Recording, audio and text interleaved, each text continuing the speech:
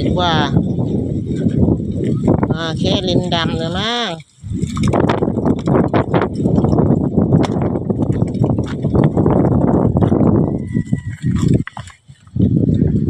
แค่ลิ้นดำเลยมั้งพ่นปลาเนี่ยไง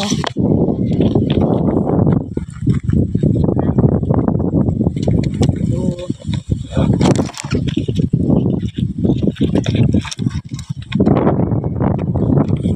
ลมมาเร็วๆเข้ากินเขาลูก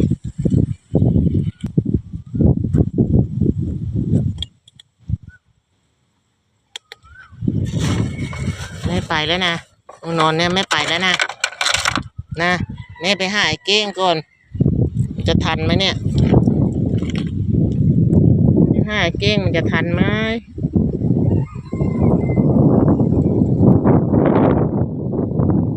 ดูอาการก่อน